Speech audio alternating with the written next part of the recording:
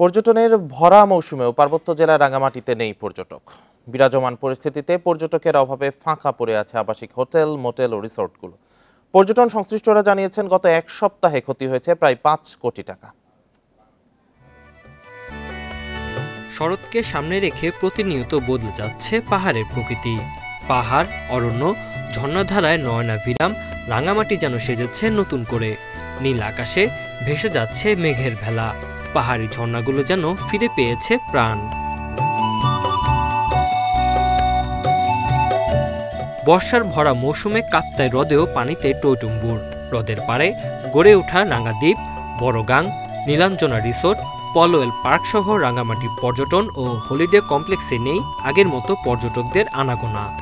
অস্থির পরিস্থিতির জেরে পর্যটকের অভাবে অলস সময় পার করছেন এই খাতের ব্যবসায়ীরা।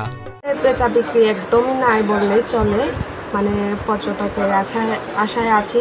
গত কয়েকদিনের দেশের পরিস্থিতির কারণে টুরিস্ট আসে নাই, তো আমাদের বোট ভাড়া হয় নাই। সামনে যদি ভালো অবস্থা হয়, টুরিস্ট আসলে বেচা বিক্রি ভালো হবে আশা করি।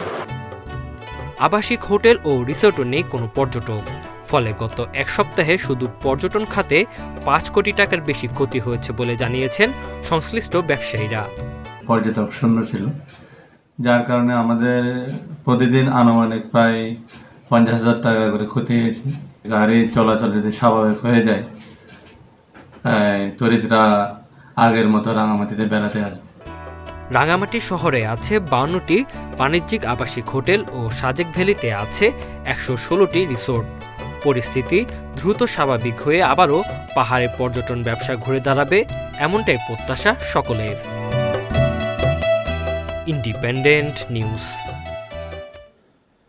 এ বিষয় নিয়ে আরো জানাতে রাঙামাটি থেকে যুক্ত হয়েছেন সহকর্মী হিমেল চাকমা।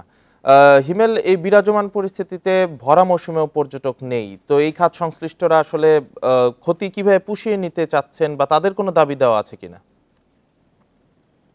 আসলে আমরা যেটা লক্ষ্য করছি সেটা হচ্ছে, গত ২০ জুলাই যখন কারফিউ জারি হয়, তারপরে রাঙামাটিতে আসলে টুরিস্ট একেবারে বন্ধ হয়ে গেছে। আমরা দেখেছি যে ২৩ জুলাই থেকে রাঙামাটি জেলা প্রশাসনের উদ্যোগে কিন্তু কারফিউ তুলে নেওয়া হয়।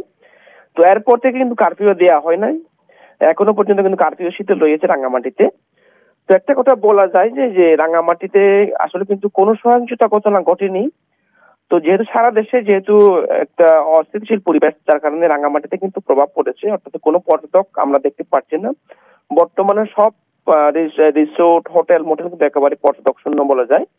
তো এই সময়ে আমরা দেখি যে বিগত সময়গুলোতে যখন এই পাহাড় যখন সবুজ হয়, কাপ্তাই যখন পানি বাড়ে, মূলত এই সমস্ত প্রকৃতি দেখতে রাঙামাটিতে কিন্তু অনেক পর্যটক আছে, কিন্তু এবার সেটা একেবারে নেই, একেবারে পুরো চিত্রটাই ভিন্ন এবার।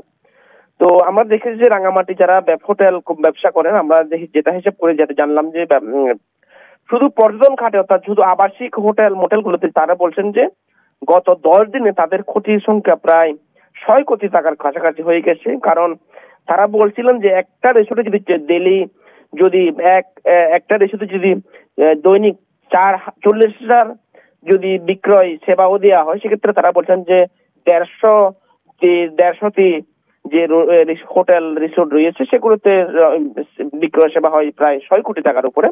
পাশাপাশি যে যানবাহন রয়েছে, পাশাপাশি দোকান রয়েছে, সেগুলো কিন্তু তারা ধরে নেয়, অর্থাৎ সেই সংখ্যাটা কিন্তু আরো বাড়বে।